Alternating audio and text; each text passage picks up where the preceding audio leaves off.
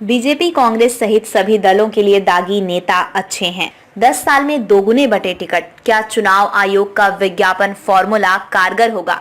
देश के जिन 5 राज्यों में विधानसभा के चुनाव होने हैं, वहां विधानसभा की करीब 677 सीटें हैं। ऐसे में सवाल उठ रहा है कि चुनाव आयोग का ये नियम क्या इस बार दागी नेताओं को माननीय बनने से रोक पाएगा?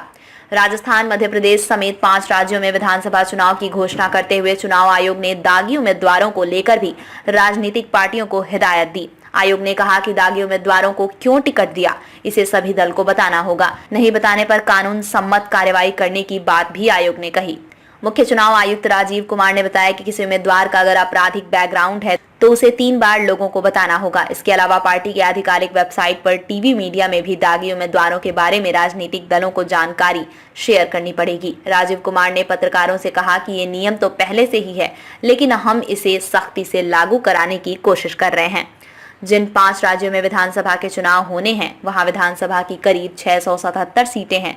इनमें मध्य प्रदेश की 230, राजस्थान की 200, तेलंगाना की 117, छत्तीसगढ़ की 90 और मिजोरम की 40 सीटें शामिल हैं।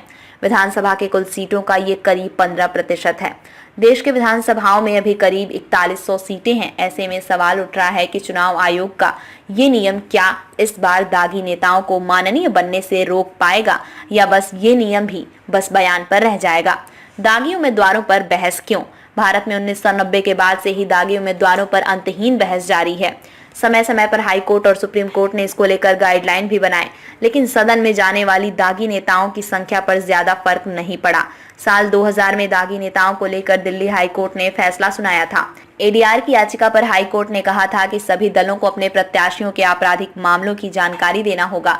सुप्रीम कोर्ट ने भी फैसला बरकरार रखा। इसके बाद चुनाव आयोग ने नामांकन पत्र में एक अलग से शपथ पत्र का प्रावधान किया। 2013 में सुप्रीम कोर्ट ने 2 साल से अधिक की सजा पाने वाले माननीय की सदस्यता रद्द करने का फैसला सुनाया। कोर्ट ने साथ ही कहा कि 2 साल या उससे अधिक की सजा पाने वाले नेता 6 साल तक चुनाव भी नहीं लड़ पाएंगे। 2020 के एक फैसले में सुप्रीम कोर्ट ने कहा कि राजनीतिक दलों को अब यह बताना होगा कि उसने दागी नेताओं को टिकट क्यों दिया। कोर्ट ने राजनीतिक दलों से कहा कि दागी नेताओं की पूरी जानकारी विज्ञापन के जरिए लोगों को दिया जाना चाहिए।